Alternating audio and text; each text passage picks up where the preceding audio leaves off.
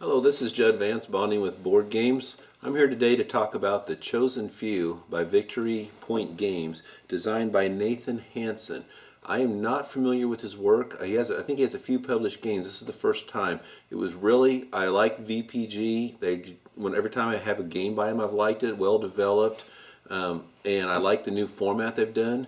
So, the topic, easy, hey, yeah, I want to pick this up. So let's go inside and take a look at this. Alrighty, here is the map set up.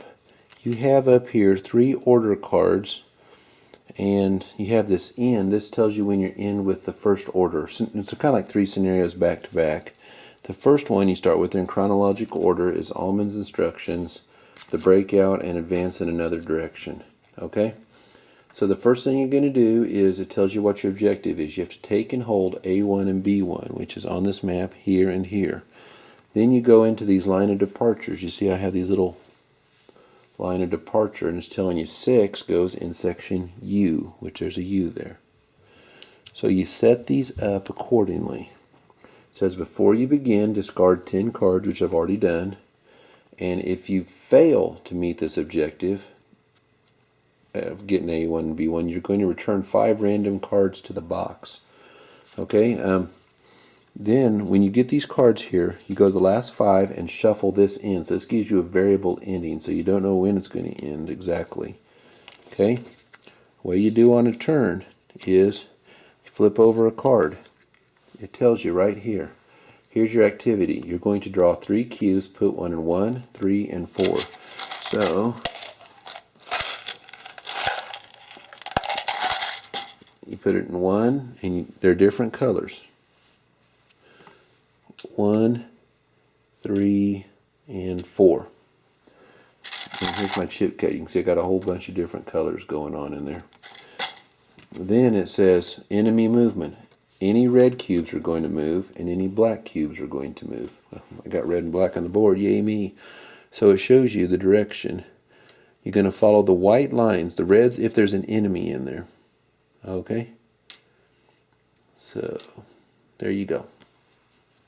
Now the player gets 4 actions. The way the actions work is it costs 1 point to attack somebody adjacent to you. It costs 2 points to move to an adjacent location, or 3 points to repair a point of damage on you.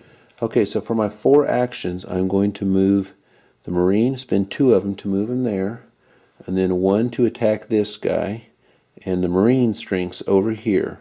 The Army unit, here's the Army unit. I guess I should have showed them a little bit better. There's an Army, they stand up. There's the Marine.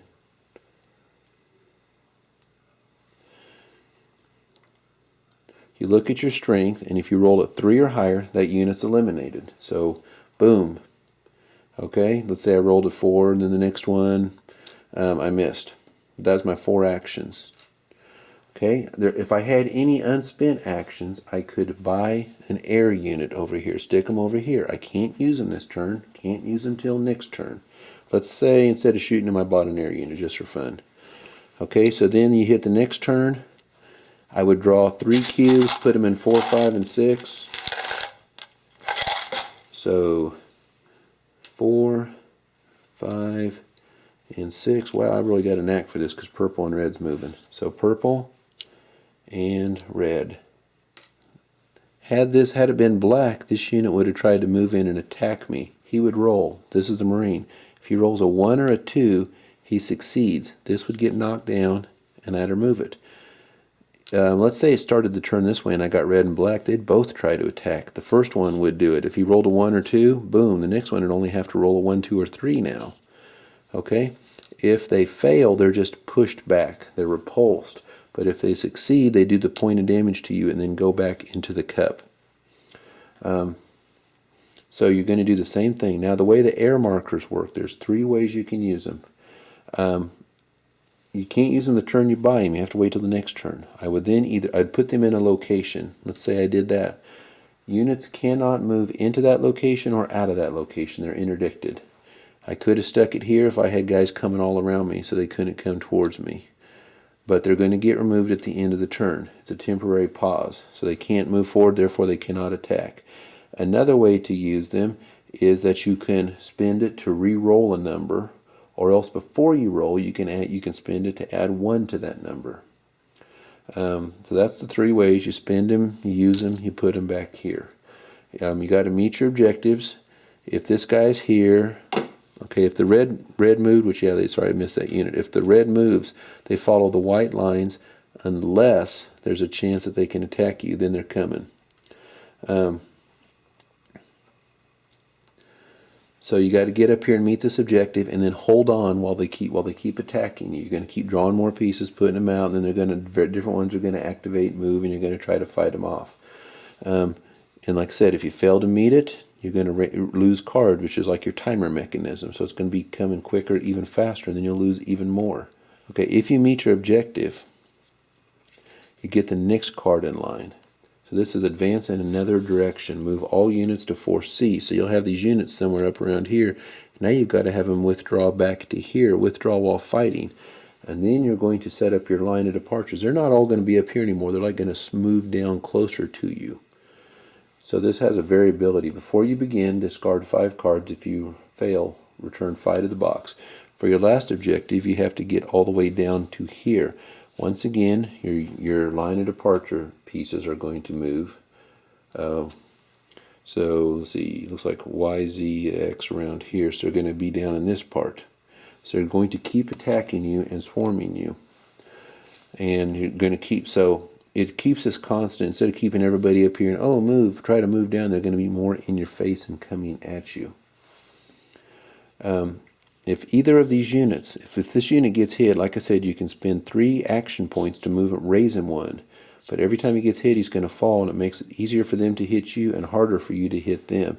If either unit gets down here to the lose, either one of them, you lose the game. And that is basically how you play this game. Alrighty, now we're back. I really, really like this game. When I saw, usually when you think solo and VPG, first thing you're thinking is State of Siege.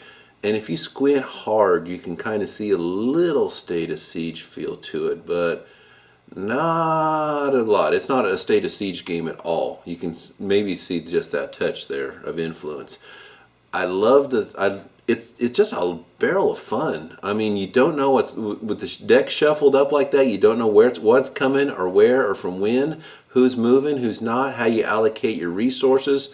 And it gets so annoying because I try not to say much about Ned Allman, but it was not his finest moment, and you still have to carry out that guy's orders or you face the penalty of them. So even though you're getting surrounded by all these Chinese troops, you're still trying to push north. And then once it happens, you realize what you're up against. You got to pull south and get that controlled pull out of there. And you got to keep both groups working together. Real blast, and it's so fun because it's such a little simple, like 25-minute filler or something.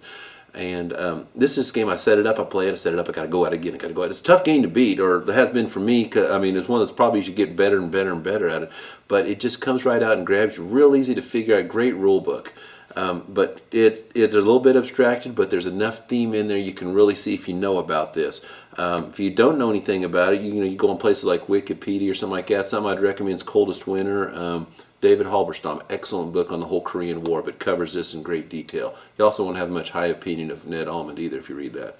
So yeah, this is a surprise hit for me this year, 2016. One of my favorites I come across. I even wrote Nathan Hansen, said, hey, you ever need any Vassal or playtesters or stuff, let me know, because he makes something this cool. I figured guys usually got some skills, and I want to see what else he's going to come up with. So nothing but positive, great price. I think this thing goes about $30 USD dollars retail. So great price, great components. So just an all-around great deal. So I couldn't recommend it more highly. That's the Chosin Few by Victory Point Games.